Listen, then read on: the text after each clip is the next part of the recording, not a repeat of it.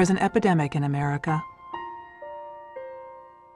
one that is stealing the future of our nation's children, one that is suspending millions of adults in childhood. Its name? Illiteracy. One man has been passionately committed to eradicating this disease from our educational system: John Corcoran. A college graduate, former high school English teacher, and multi-million-dollar real estate developer, he accomplished it all while hiding one small secret: he couldn't read. I could not read, write, or spell. I was illiterate for most of my life, and I was 48 years old. So about 50 years of my life, I could not read or write or spell my native language, English. I was one of those people that in the second grade, I ended up in the dumb row. John passed from grade to grade through a system of social promotion he believes still exists today. Because he was good at math, his teachers told John's parents he was smart, but immature. He would surely learn to read someday. According to John, by 6th grade, he had become the boy with the mask. I had to pretend all the time. I had to act all the time. I had to be on guard all the time. I didn't get to tell people who I really was. In junior high and high school, John sought out pretty, intelligent girls who were happy to help him with his homework or tests. He became part of the in crowd, playing 3 sports and getting elected homecoming king.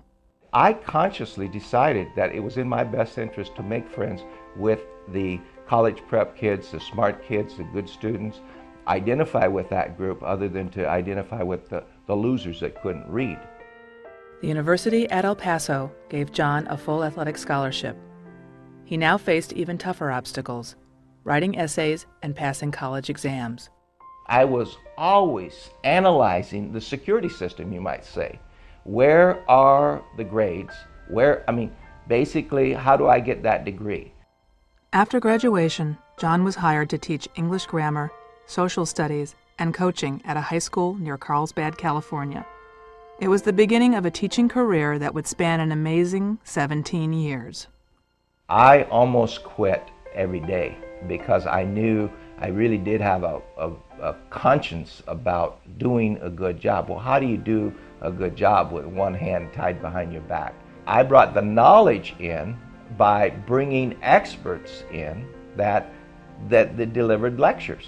I also used television, and I taped Roots, for example, and showed that, and then we had discussions, and that was live. That was relevant curriculum at that time.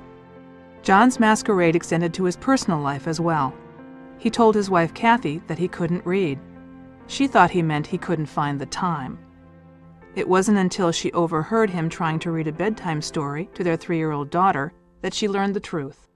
She became his surrogate reader and writer. In 1977, John took a leave of absence from teaching to pursue real estate development. For 10 years, he built a successful multi-million-dollar company in San Diego, until it became a victim of the late 80s recession. By 1986, John could no longer endure the daily war he was fighting with what he now called his enemy: words. When you can't read, words are on a page are constantly confronting you and telling you that you're stupid. And you can't do something that children can do. John was 48 years old when he decided it was time to end his struggle. He went to the Carlsbad Adult Learning Center, where he met his tutor, Eleanor Conduit. People ask me, what was the magic that Eleanor Conduit had, in that relationship? And I try to explain it. It was the 2nd grade teacher that I never had. And it was a one-on-one relationship of somebody who thought and believed that they could teach me how to read.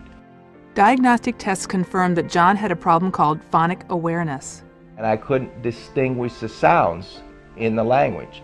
And it didn't mean that I couldn't hear them. I just could not distinguish the fine sounds, so I couldn't put them in in order.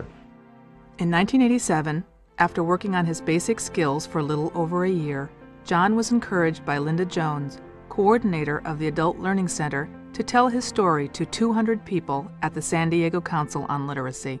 I couldn't read. I couldn't even read names. The courageous act of going public with his secret set John on a path he never imagined, one of role model and hero to thousands of adult learners like himself. I was so full of joy for overcoming a lifelong failure, and I did it. I wanted to find, my elementary school teachers and say, hey, I'm not dumb, I got it. He became a widely sought-after speaker and advocate for literacy. Since then, he's written a book called The Teacher Who Couldn't Read and appeared on such talk shows as Oprah, 2020, Larry King Live, and Donahue.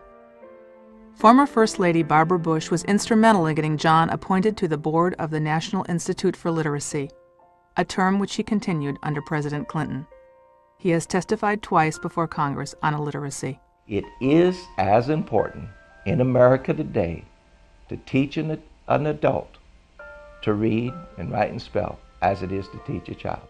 John is currently president of the John Corcoran Foundation, a nonprofit organization whose mission is to facilitate the prevention and eradication of illiteracy in adults and children across America.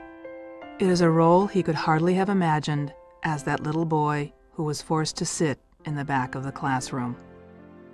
And sometimes people will say that I'm successful. I am successful by many standards. I have a family. I've had a business. I've had a career. That's success. But I still don't know how to articulate the joy and the power that knowing how to read has and the impact that it has on my life.